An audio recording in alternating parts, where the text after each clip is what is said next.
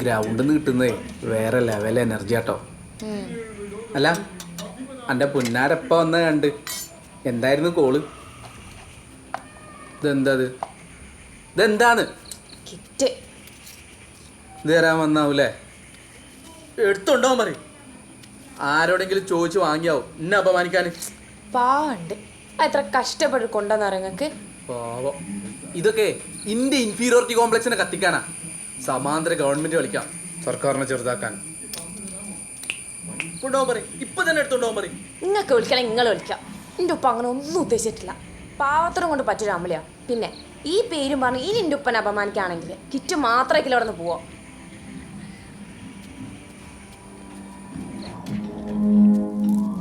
മക്കളെ, നിങ്ങൾ എന്താണ് ദുഃഖിച്ചിരിക്കുന്നത്? മാരകമായ കൊറോണ വൈറസിൽ നിന്നും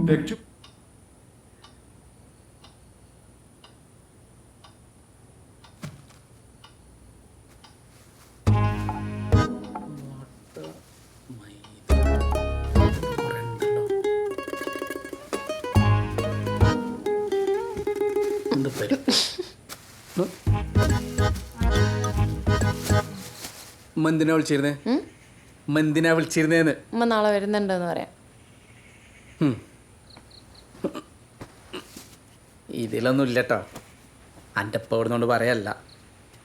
ആ സർക്കാരിൻ്റെ കിറ്റ് വരാണ്ട്. വേറെ കിറ്റ് വരാണ്ടെന്ന് ഇപ്പം പറഞ്ഞേനു.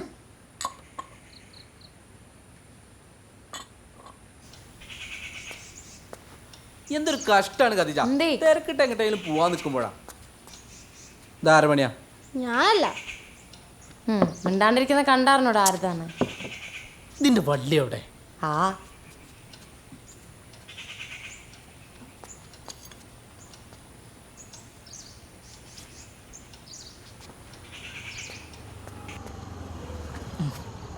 ഇറങ്ങട്ടെ.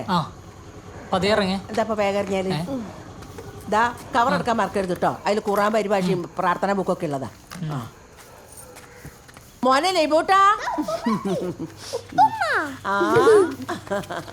മുട്ടായി ഒന്നും വാങ്ങിയിട്ടില്ലടാ ഉമ്മ. മക്കൾക്ക് വേറൊരു സാധനം കൊണ്ടുവന്നിക്കണ്. സസ്പെൻസാ. കുറച്ച് മതി. കളിയൊന്നുമില്ല അതിനോ. സമയായില്ല. അല്ല കളിച്ചില്ലേ? ഇനി ആരും എത്തിയില്ല. ഇപ്പൊ കെട്ടാൻ സമയം കിട്ടിയല്ലോ. ഷൗലെ തിരക്കിട്ടാ കേട്ടാ. പാപ്പാക്ക് പ്രഷറിന്റെ മരുന്ന് വാങ്ങിക്കൊടുക്കണം. കളി എങ്ങനെയുണ്ട്? കളിയൊക്കെ അടിപൊളിയാ. പിന്നെ ഈ ഗ്രൗണ്ടിലെ ചർച്ചകളെ അത് കേട്ടില്ലാന്ന് അടിക്കലാ പാട്. അതെന്താ? ഈ തേപ്പിലെ കോവിഡൊക്കെ പോലെ വസ്തുത ഇല്ലാത്ത കാര്യങ്ങൾ പൊതുബോധമായി മാറ്റൽ. സംസ്ഥാന PSC ബുള്ളറ്റിനിൽ വരെ വന്നില്ലേ?